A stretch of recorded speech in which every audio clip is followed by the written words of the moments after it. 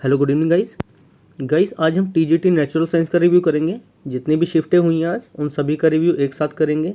कहाँ से क्वेश्चन पूछे गए और किस तरह के क्वेश्चन थे और हमें एनसीईआरटी करनी ज़रूरी है या नहीं है, आज हम सारी बातें जानेंगे। चलिए शुरू करते हैं। पार्ट ए की अगर बात करें तो हिंदी और इंग्लिश तो पहले की तरह ईजी आ रही हैं। जीएस मॉडरेट है क्योंकि जीएस काफ़ी डाइवर्स सब्जेक्ट है और सारी हम जीएस कवर नहीं कर सकते। तो जीएस में अगर 10 से 12 भी आप अटैम्प्ट कर रहे हैं तो आपकी जीएस मतलब अच्छी है।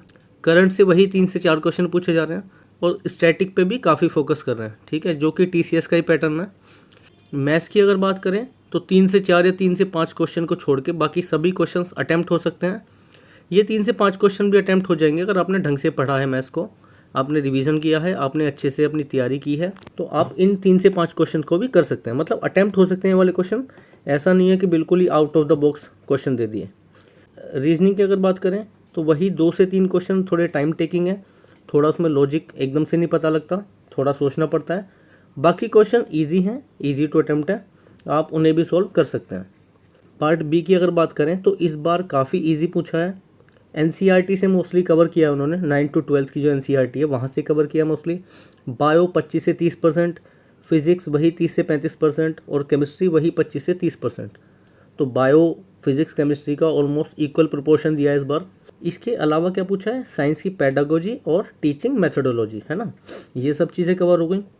इम्पोर्टेंट नोट करने वाली बात क्या है कि अगर आप पहले पार्ट को 60 से 70 मिनट भी दे देते हैं तो आपके पास इनफ टाइम होता है कि आप सेकंड पार्ट को पूरा अटैम्प्ट कर पाओ, क्योंकि इतना इजी आ रहा है और मोस्टली एलिमेंट्री क्वेश्चन या बेसिक क्वेश्चन जो होते हैं बहुत ज़्यादा पूछ रहे हैं, इतना कोई हाई लेवल के क्वेश्चन नहीं पूछ रहे हैं सेकेंड पार्ट में।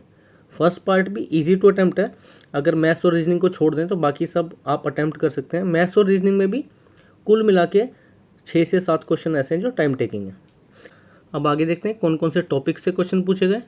सबसे पहले आइरिस रेटिना डिफेक्ट्स, जो भी डिफेक्ट्स होते हैं आई के, शॉर्ट एंड लॉन्ग साइटेडनेस यानी निकट और दूर दृष्टि दोष, eukaryotic and prokaryotic cell, single cell system और multi cell system.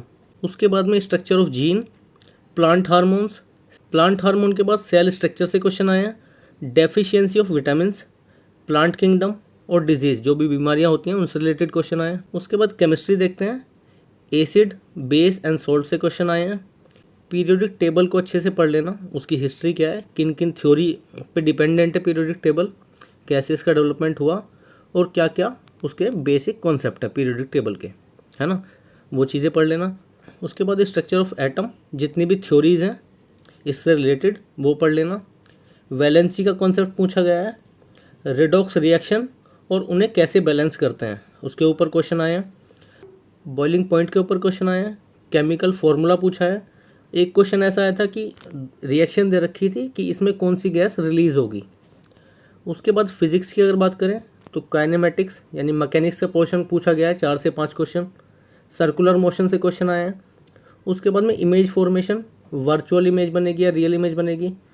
Centre of curvature of concave mirror, तो मिरर से 2 से 3 क्वेश्चन आए हैं। उसके बाद में हाईली कंडक्टिव एलिमेंट और प्रोजेक्टाइल मोशन, इस तरह के कुछ क्वेश्चन आए हैं जो बच्चों ने बताए हैं। इसके अलावा भी कोई क्वेश्चन होगा तो हम इसमें ऐड कर देंगे।